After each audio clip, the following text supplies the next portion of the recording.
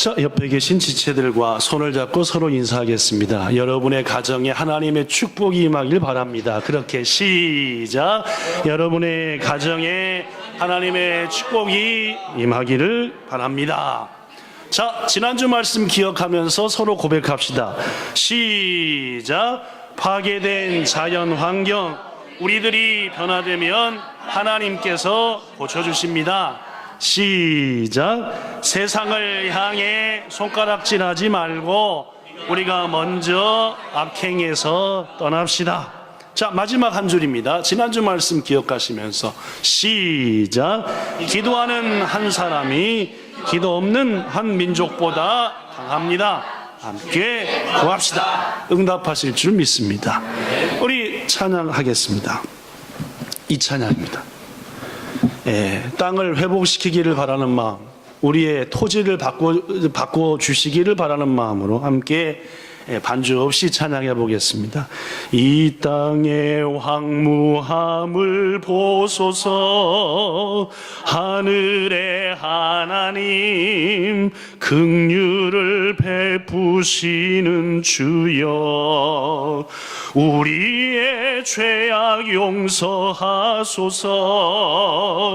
이 땅 고쳐 주소서. 이제 우리 모두 하나 되어 이 땅에 무너진 기초를 다시 쌓을 때 우리의 우상들을 태우실 성령의 불 임하소서. 부흥의 불길 타오르게 하소서. 진리의 말씀 이 땅 새롭게 하소서. 아멘. 은혜의 강물 흐르게 하소서. 성령의 바람 이제 불어와 오 주의 영광 가득한 새날 주소서. 아멘. 오 주님 나라 이 땅에 임하소서.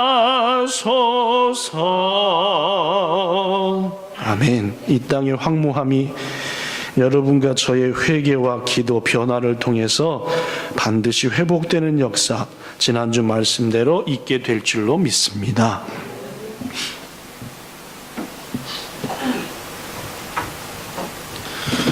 텔레비전을 제가 보이게 앉으십시오. 안 보시는 분들은.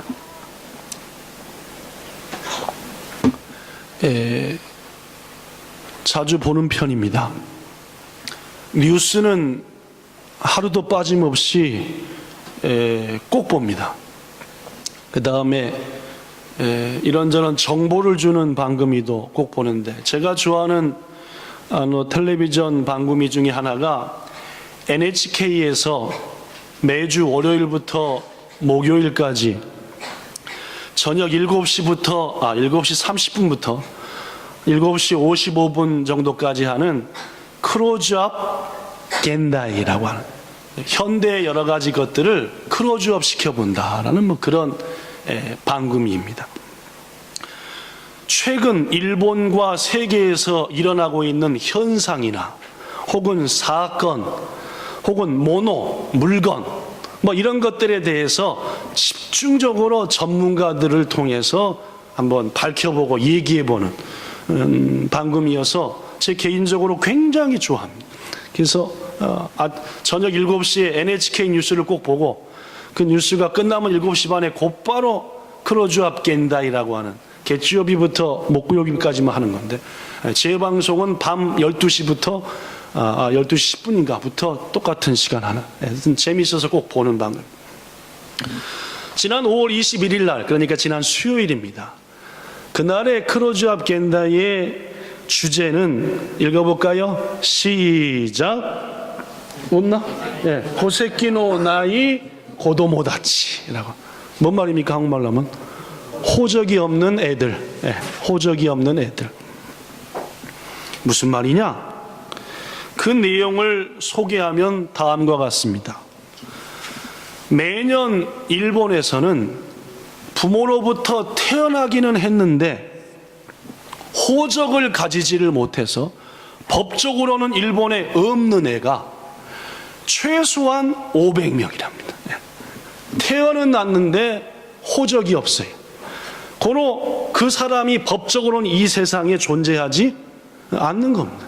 법적으로는 없는 거 얘기죠. 그런 애가 밝혀진 것만 해도 500명이고 밝혀지지 않은 숫자까지 하면은 뭐 정말로 많은 숫자가 이 땅에 존재하지만 법적으로는 존재하지 않는 것처럼 살고 있다. NHK의 조사에 의하면은 이 호적이 없는 것 때문에 학교를 가지 못한 사람도 무척이나 많고, 나이 6살이 되면 구약소로부터 교육위원회에서 뭐가 옵니까? 학교를 보내라는 통지서가 오지요.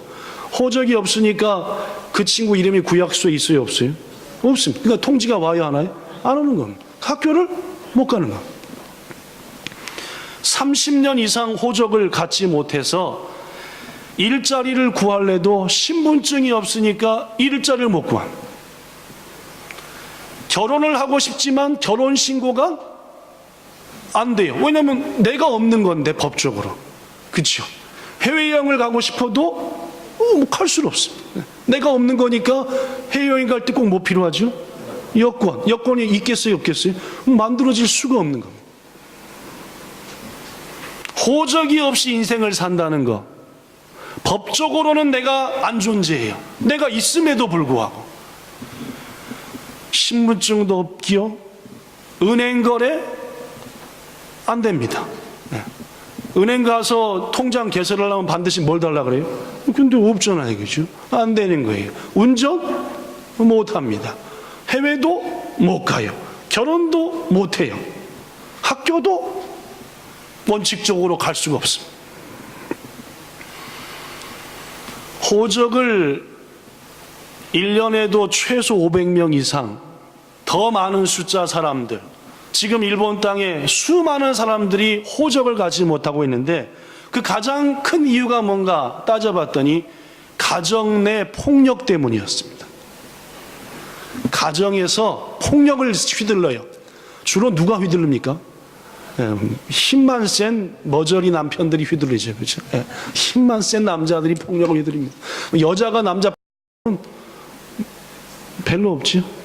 그 집은 어때요? 남편 없으니까.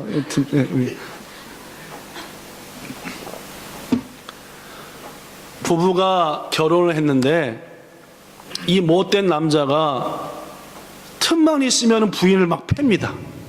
거의 죽도록 팹니다. 그러니까 부인이 견디다 못해서 어딜 나가겠어요? 집을 나갑니다.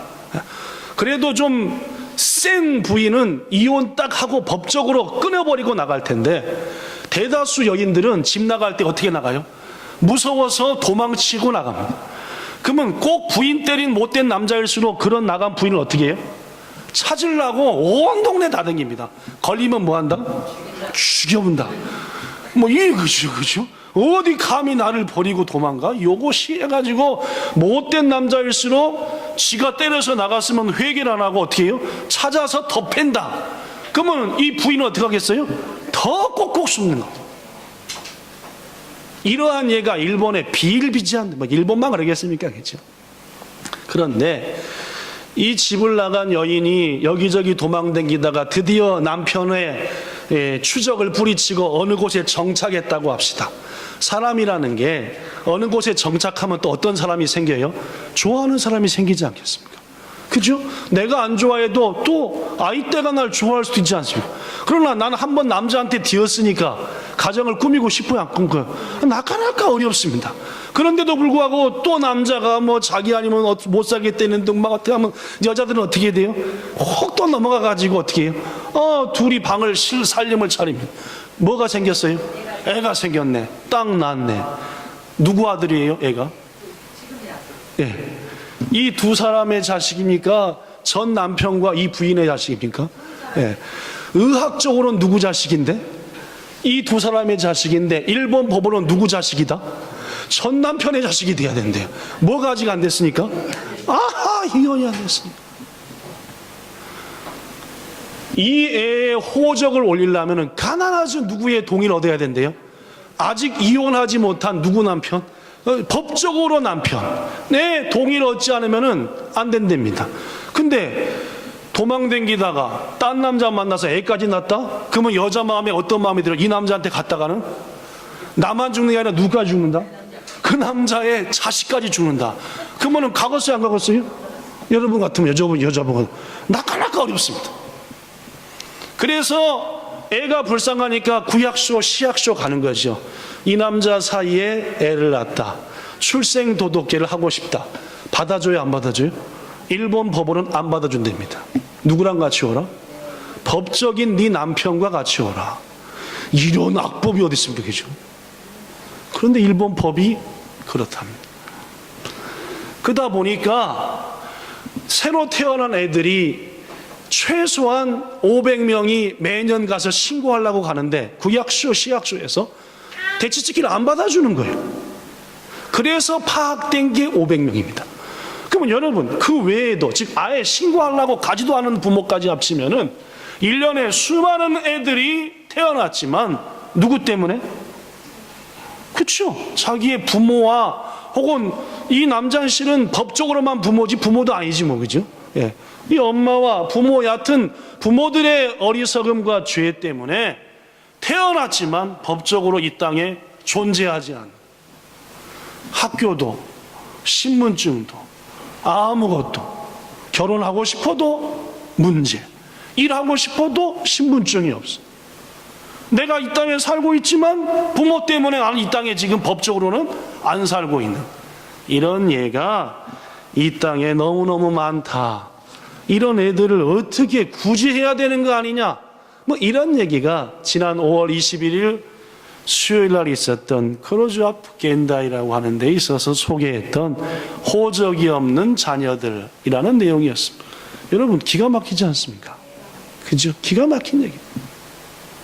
입장을 바꿔놓고 내가 만약 호적이 없다, 그런 이유 때문에 인터뷰를 했어요. 기가 막혀요. 자식들이 자기는 호적이 없어요. 그것도 몰랐대요. 호적이 없는지도. 난 왜 이상하다 그랬지. 왜 난 신분증도 없지? 커서 알았대. 사랑하는 여러분, 부모들 간의 문제로 인해 그와 연관된 자녀들이 참으로 어렵고 힘든 삶을 살아갈 수밖에 없는 이른바 현대 가정의 아주 안 좋은 한 모습입니다.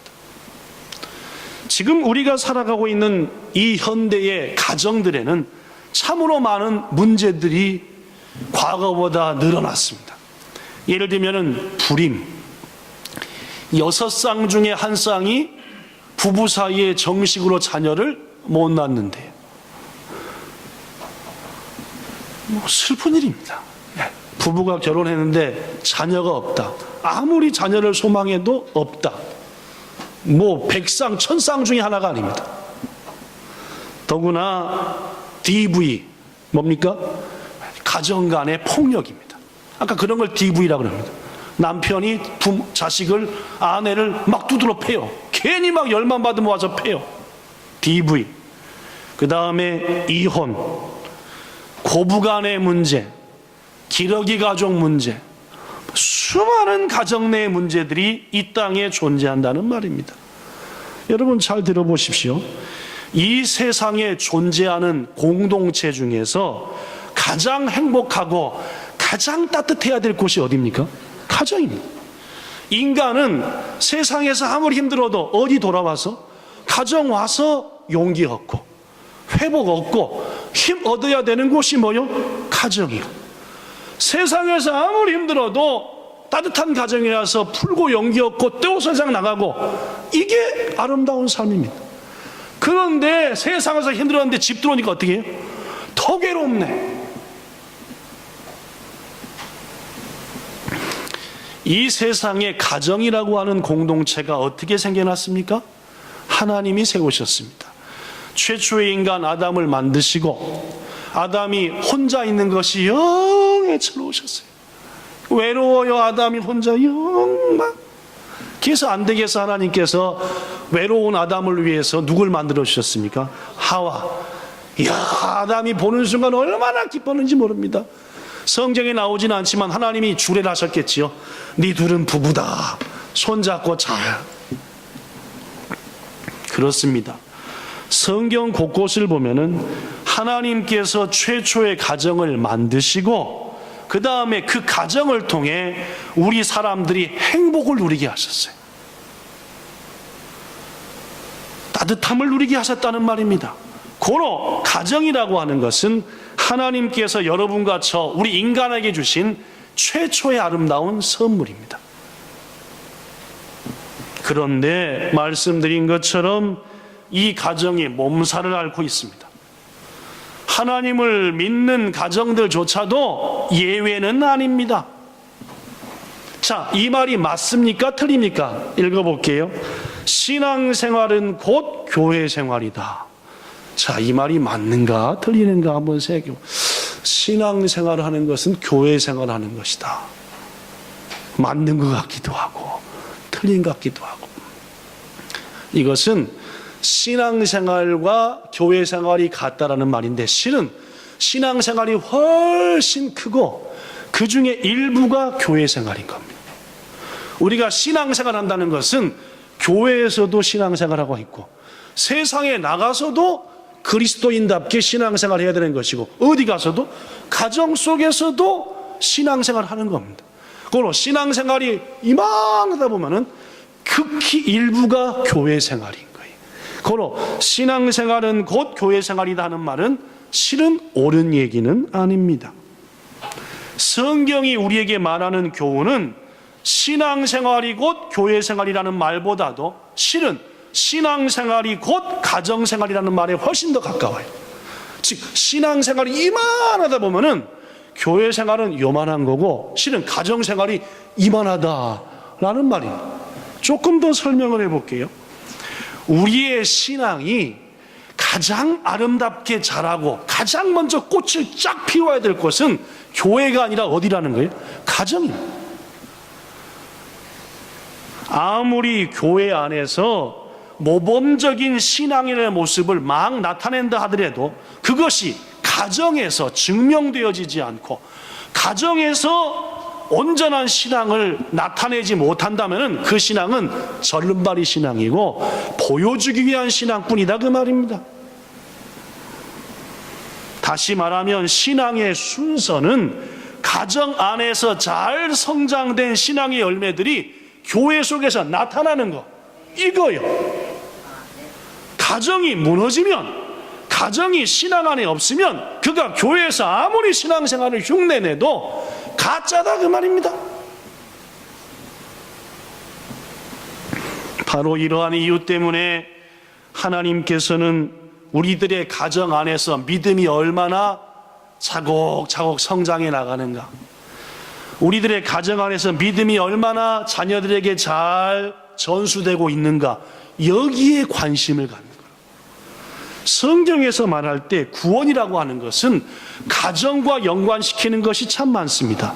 여러분과 제가 잘 아는 사도행전 16장 31절 전도할 때 최고 쓰는 말씀 읽어볼까요? 시작. 주 예수를 믿으라. 그리하면 너와 내 집이 구원을 받으리라. 이 말씀에도 보니까 구원은 나로 끝나는 게 아니라 반드시 가정 속에서 온 가정으로 이루어지는 게 참된 의미의 뭐다? 구원이라는 말이에요. 성도 여러분, 부모뿐 아니라 자식도 그 부모의 부모도 함께 구원을 누려야 한다는 것, 이게 성경이 말하는 분명한 구원의 메시지다는 말입니다. 오늘 본문은 바로 그런 시각에서 우리에게 특별히 하나님의 가정들에게 주시는 교훈입니다. 자, 읽어보죠. 어떤 교훈인지 본문 1절 읽어봅니다. 제가 이는 즉 지금부터 할 말은 너희 하나님 여호와께서 너희에게 가르치라 라고 명하신 말이다. 모세가 하는 거예요. 모세가 말하기를 백성들아 내가 지금부터 하고자 하는 말은 하나님이 나를 통해 너희한테 뭐하라? 가르치라고 한 말이다. 알겠느냐? 왜 가르치는지 아느냐? 2절에 보니까 네와 네 아들과 네 손자들이 평생에 하나님은 뭐하게 하도록? 경외하게 하도록 나한테 뭐 하겠다? 가르치란 말씀이다. 내가 너희에게 가르치란 이 말씀을 너희들이 그대로 가르치고 행하면은 너희들이 젖과 꿀이 흐르는 땅에서 크게 뭐하리라? 번성하리라 라고 말했습니다. 그렇습니다. 지금 모세는 이스라엘 백성에게 뭘 얘기하냐면 하나님께서 내게 너희에게 가르치라는 말씀이 있었다. 그 말씀을 내가 지금부터 가르쳐줄 것이니까 너희들은 그 말씀을 먼저 배우고 니네 집에 돌아가서 너에게, 너의 부인에게, 너의 자식에게, 손주에게 가르쳐라. 그러면 하나님께서 젖과 꿀이 흐르는 그 땅에서 너희가 큰 복을 받고 살게 하시겠다고 했다라는 말. 그러면 그 구체적인 큰 복은 뭐이냐? 신명기 뒷부분에 하나하나 더 나옵니다. 그 복의 내용이 뭔지를 말한다는 말입니다. 먼저 신명기 11장 24절 25절에 보면은 복의 내용 시작. 너희의 발바닥으로 밟는 곳은 다 너희의 소유가 되리니 너희를 능히 당할 사람이 없으리라. 니들이 받을 복이 뭔지 아냐? 발바닥으로 쭉 밟고 다녀라. 다 누구 땅 된다? 네 땅 될 거다. 뭐 하면 내가 지금부터 말하는 이것을 네가 배우고 네 후손한테 가르쳐서 지켜 행하면 이어서 복은 더 확산됩니다. 신명기 28장 12, 13 시작. 여호와께서 너희를 위하여 하늘의 아름다운 보고는 뭐래요? 보물창고를 여시사부터 시작. 여시사 네 땅에 때를 따라 비를 내리시고 네 손으로 하는 모든 일에 복을 주시리니 네가 많은 민족에게 구워줄지라도 너는 꾸지 아니할 것이고 여호와께서 너를 머리가 되고 꼬리가 되지 않게 하시며 위에만 있고 아래에 있지 않게 하실 것이다. 즉 복이 신명기에 가면 쭉쭉쭉쭉 확산돼요. 지금부터 내가 너에게 하는 말을 지켜라. 너희만 지키지 말고 가정으로 가서 네 자식들한테 가르쳐라. 그러면은 하나님께서 이러한 복과 은혜를 후손 대대로 주시리라. 그렇습니다, 여러분. 하나님은 우리 가정들에게 엄청난 복을 주시기를 원하십니다. 그 복을 이미 예비해 놓으셨습니다. 우리 믿음의 가정들은 그 복을 누리며 살아야 됩니다. 인정하십니까? 여러분과 저가 이 복을 누리라 그 말. 그럼 누리기 위한 조건은 뭐냐? 몇 번 얘기했습니다. 지금부터 한 말씀을 너희들이 듣고 행하고 무엇보다 자식들에게 가르쳐서 함께 지키라는 말입니다. 물론입니다. 하나님을 사랑하며 살 것, 그분을 섬기며 살 것을 가르치라는 말입니다. 본문 4, 6절에 보니까 그 내용이 뭐냐? 너는 마음을 다하고 뜻을 다하고 힘을 다하여 네 하나님 여호와를 사랑하라. 더구나 내가 말한 이 말, 즉 하나님을 사랑하는 말을 마음에 빡 새기고 네 자녀한테 뭐하며? 어떻게 가르쳐요? 부지런히 가르치며. 언제도 가르치고 앉았을 때도 가르쳐요. 어디 갈 때도, 길 갈 때도 뭐라고 가르쳐요? 아들아 딸아 누굴 사랑하라? 그래야 네가 복받고 산다. 뭐 할 때도 가르쳐라? 잠잘라고 누워있을 때도, 피곤해 허리 아파 누워있을 때도 아들아 딸아 네가 잘 되는 길은 뭐 하는 길밖에 없다? 하나님을 사랑하라.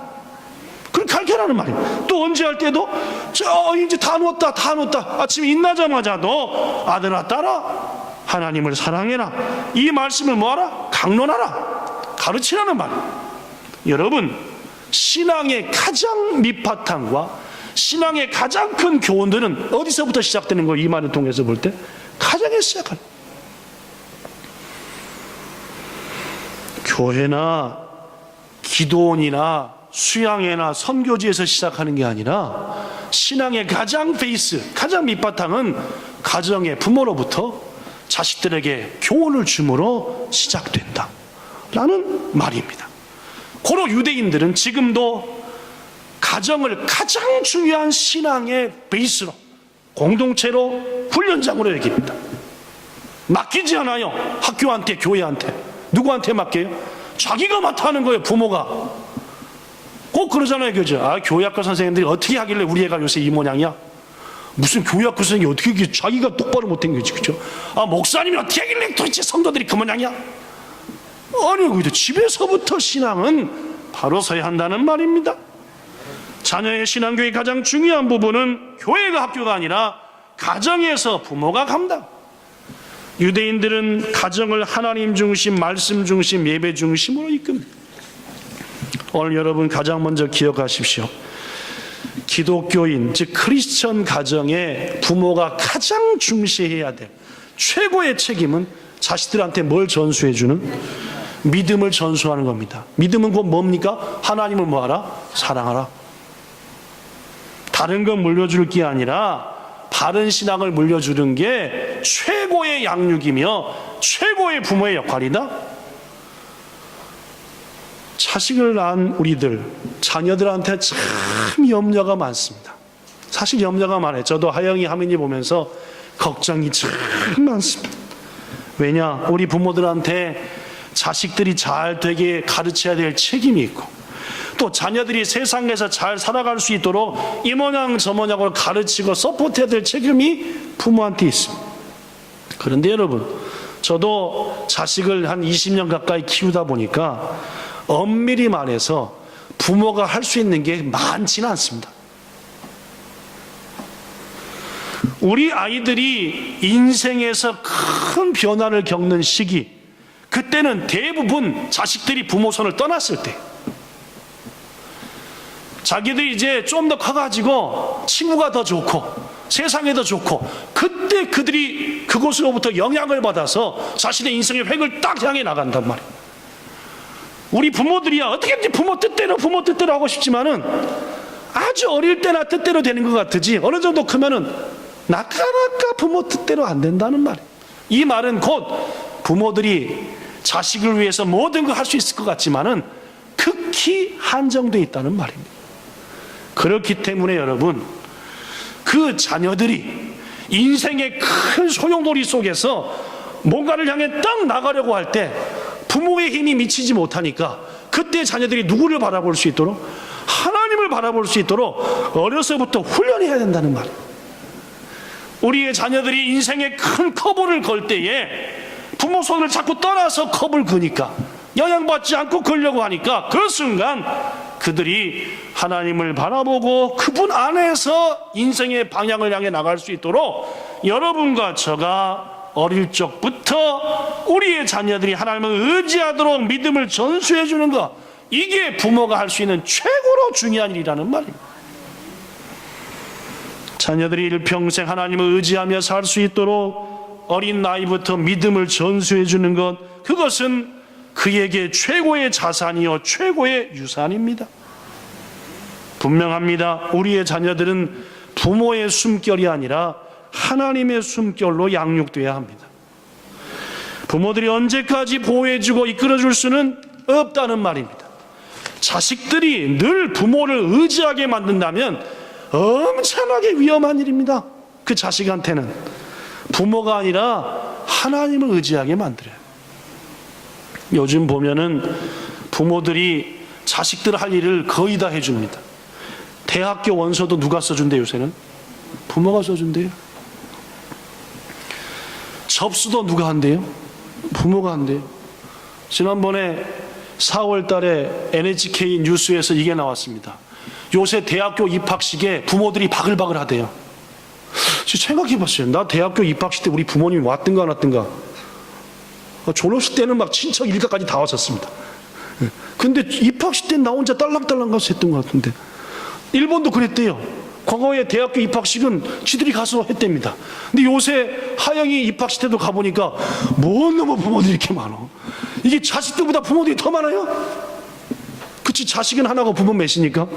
둘에 또 동생 데리고 오지, 뭐 할머니 이모까지 다 데리고 오지. 그러니까 뭐 얼마나 바글바글한지. 애들 왔는 데는 한 층이고 부모 왔는 건 세 층이라. 이번에 하영 입학시켰다. 물론 자녀들에게 관심과 사랑을 갖는 게 중요하지만은 그 정도로 요새 부모들이 다 해줘요. 입학 원서도 부모가 써줘, 학원 등록도 부모가 해줘, 유학 수속도 부모가 해줘. 심지어 외국에서 박사학위 갖고 왔는데 아무것도 안 하고 빈둥빈둥 놀더해서 엄마가 야 박사까지 된 놈 왜 이러냐 했더니 취직을 시켜줘야 일할 거 아니에요. 부모가 다 해주니까 일자리까지 해서 앵겨주라고 말이죠. 이러한 자식을 캥거루족이라 한답니다. 왜냐면 다 커도 어디서 안 나가요? 엄마 아빠 배에서 안 나가 계속 있어요. 그죠? 헬리콥터 쪽도 있대요. 뭐 아니 애가 컸으면 부모가 그 애를 독립하도록 자꾸 해야 되는데 아니 시집장가 보내놓고도 밥 먹었냐, 사는 건 괜찮냐, 오늘 반찬이 뭐냐, 자녀들 주변에서 헬리콥터처럼 뱅글뱅글 따따따따따따따따 하니까 무슨 족이래요? 헬리콥터 족이래요. 아니 그럼 되겠냐? 그럼 성도 여러분, 자녀에게 하나님만을 의지하게 하는 바른 신앙만 물려주면은 그 자녀가 어디가 살아도 그 애가 몇 살이 되더라도 염려가 없는 겁니다. 자식한테 믿음을 물려주는 거나 하나님 중심으로 살도록 그러면 어디다 둬도 염려가 안 돼요. 근데 그 자식을 뭐든지 다 해주고 니만 알아라 니만 알아 끼워놓으니까 자식을 어디다 보내면 어떻게 해요? 헬리콥터 따따따따따따따따따 이거 뭐 불안해가지고 막 쟤한테 하는 말입니다. 제가 지금 제가 저한테 하는 설교라. 사실 부모가 이것저것 다 해줄 수 없지 않습니까, 여러분? 아까도 얘기했지만 뭐 다 해줄랍니까? 못해요. 신앙 하나 똑바로 물려주면은 다 해주는 겁니다. 사랑하는 본향에 속한 성도 여러분, 별로 가진 것 없습니까? 잘 된 겁니다. 자식한테 줄 거 없으니까 뭘 주면 돼요? 믿음 주면 됩니다. 좀 가진 거 조금 있어가 그거 물려주려고 지금 꼬깃꼬깃 넣어놨습니까? 애 망하게 하는 길이니까 그거는 그렇죠. 여러분이 쓰시고 자식한테는 뭘 물려주시면 하나님 사랑하며 살 수 있도록 물려주시면 그 자식은 반드시 잘 됩니다. 자, 그렇다면은 바른 믿음을 전수하기 위해서 우리에게 필요한 게 뭐이냐? 오늘 본문은 말하기를 네가 먼저 하나님 사랑 안에 있으라는 말이에요. 네가 먼저 은혜를 경험하라는 말이에요. 부모인 너가 먼저 하나님의 사랑 안에 은혜 안에 푹 빠져 있으면은 네 자식한테 비로소 그 믿음을 물려줄 수 있다는 말입니다. 물론입니다. 여러분과 저 부모가 형식적으로 감동 없이 예배드려요. 도대체 의무적으로 예배드립니다. 예배가 막 짜증나요. 그러면 머지않아 우리는 느낍니다. 내 신앙이 상당히 식어 있습니다. 그랬을 때 자식을 딱 봐봐요. 자식은 식은 정도가 아닙니다. 얼어버렸어요. 꽁꽁 얼어 있습니다. 부모들이 하나님의 깊은 은혜 속에 살아야만이 자식이 그래도 옅은 은혜 속이라서 산다 그 말입니다. 특히 무엇보다 중요한 것은 그리스도인 된 우리들의 가정의 분위기입니다. 분위기요. 무슨 말이냐? 자녀한테 하나님 사랑하라, 그분 귀중히 여기라 100마디 말하는 것보다 우리의 가정의 환경을 하나님 사랑하는 환경으로 바꾸면 훨씬 더 자식들이 잘 배운다는 말입니다. 무슨 말이냐면은 우리들의 가정 안에 하나님의 임재하심이 항상 느껴져야 돼요. 우리들의 가정의 대화 속에 부부가 대화할 때 하나님 인정하고 무슨 일을 결정하든지 그 일이 중요하든 덜 중요하든 간에 하나님과 상의하고 하나님이 이걸 기뻐하실까 하며 대화하면은 자식들한테 하나님 사랑하라, 하나님 중심으로 사랑하라 라고 얘기할 필요도 없이 이미 자식들이 저렇게 살아야 되는구나 하고 배운다는 말입니다. 이런 것을 자식들이 느끼게 한다면은 그 자녀들은 반드시 하나님 은혜 가운데 살게 됩니다. 귀하신 여러분, 자녀들 눈에 비치는 우리의 부모의 모습이 너무너무 중요하다는 말입니다. 자녀들은 자기 부모들의 대화 속에, 행동 속에 하나님이 얼마나 존중되고 있는지 자기 부모를 통해서 말입니다. 금방 아는다. 어떤 문제가 일어났을 때 부모들이 해결하는 방식을 자식들이 묵묵히 보면서 세상 방식으로 하는지 하나님의 기뻐하는 일로 하는지를 딱 보고 우리 부모는 하나님 중심으로 산다, 말만 뭐 하나님 믿음하지, 우리 부모님은 다 자기 맘대로 산다, 금방 알아버린다는 말이에요. 우리가 설마 하지만 나이 먹어 철들어야 애들이 아는 게 아니라 아무것도 모르는 나이 때도 부모가 뭔 뜻으로 그 일을 결정하는지 알아버린다는 말이에요. 고로 100마디 1000마디 말보다 자식에게 부모가 어떻게 사는지, 하나님에 대해서 어떻게 생각하고 사는지, 예배에 대해서 어떤 자세인지를 부모가 보여주면 자식은 자동적으로 배우게 된다라는 말이에요. 사랑하는 여러분, 특히 자녀들에게 가장 치명적인 것은 부모의 위선입니다. 위선이요, 그런 척하는 거, 그거만치 나쁜 게 자식한테는 없다라고 아예 교육학자들이 얘기합니다. 안 그러면서 그런 척하고 자식한테 최고로 못돼먹은 가르침이래. 여러분과 저 위선적인 부모가 되지 맙시다. 교회에서 받는 영향, 목사나 교사한테 받는 영향 잠깐입니다. 누구한테 받은 영향이 최고 크겠어요? 부모입니다. 그건 뭐 두말할 필요가 없는 얘기. 그런데 부모가 위선적이고 여기서 이렇게 하고 저기서 딴소리하고 이거 자식이 보면은 자식은 분명히 그런 인생을 산다는 말. 우리 하나님과 사람들 앞에서 위선적인 부모가 되지 맙시다.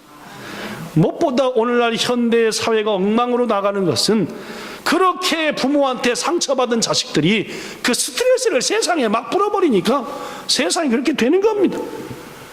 왜 이런 여러 가지 사고가 일어납니까? 다 부모들이 잘못한 겁니다. 여러분과 저가 더 하나님 은혜 가운데 자식들에게 본을 보이지 못하고 가식을 보이고 위선을 보이니까 자식들이 눈앞에서만 안 그런 척하고 나가서는 딴짓해 불고 이런 일이 생겨나게 되었다는 말이에요. 오늘 가정의 달 마지막 주를 보내면서 저는 저와 여러분에게 분명히 말합니다. 행복한 가정, 복된 가정, 복된 후손 하나님 은혜로 되는 겁니다. 우리가 뭐 노력하고 떠들어대고 어떻게 되는 게 아니라 하나님이 은혜로 돼. 고로 자식들한테 가장 먼저 하나님 사랑하는 거 말로가 아니라 뭘로? 가정의 분위기로, 우리의 평소의 모습으로 보여서 우리의 자녀들이 하나님을 사랑하게 되는 그런 역사 만들어가는 여러분과 저가 되기를 예수님 이름으로 부탁합니다. 말씀 마칩니다. 현대 많은 가정들은 심각한 문제에 빠져 있습니다. 이미 소개했습니다. 부모 때문에 뭐가 없어요? 호적이 없어요. 이혼된 부부가 이혼한 자녀들 얼마나 어려운지 압니까? 그거 어떻게 합니까 도대체? 그 상처 말 못하는. 옛날에는 자식들이 상처받을까 봐 참고 살았대요. 근데 요새는 자식 신경 안 씁니다. 네 인생은 네 인생. 뭐 그런 부모 밑에서 났으니까 오죽하겠어요. 사랑하는 여러분, 우리들의 가정을 수많은 문제들로부터 지켜내고 건져냅시다. 우리들의 가정이 지속적으로 하늘의 복을 누리는 가정이 되게 합시다. 방법은 분명합니다. 여러분과 저가 먼저 하나님 은혜 안에 푹 빠지는 겁니다. 그리고 말로써, 회초리로서 자식들한테 하나님 사랑하라 사랑하라, 그런 하나님을 사랑하겠습니까? 여러분과 저가 본을 보이는 겁니다. 하나님이 나한테 어떤 존재인지, 예배가 부모한테 얼마나 귀중한 시간인지를 자식한테 보여주고 느끼게 하는 것. 반드시 우리의 자녀들이 하나님을 가장 귀중히 여기는 자녀가 될 것이며, 그 자녀들을 오늘 약속하신 신명기에 있는 축복의 말씀들로 네가 밟는 것, 네 후손들이 밟는 것 다 네게 될 것이다. 위에만 있게 하리라. 그 위에 기타 축복이 우리들의 믿음을 통해 우리의 자손에게 그대로 이루어지게 되기를 주 예수님 이름으로 축복합니다. 기도하겠습니다. 사랑이 많으신 주님, 우리에게 엄청난 책임이 있습니다. 저 자식들이 복받으며 하나님 은혜 가운데 잘 살아야 할, 그리고 그들의 후손에게 또다시 하나님 사랑하라고 본을 보이며 가르치게 만들 그런 책임이 우리한테 있습니다.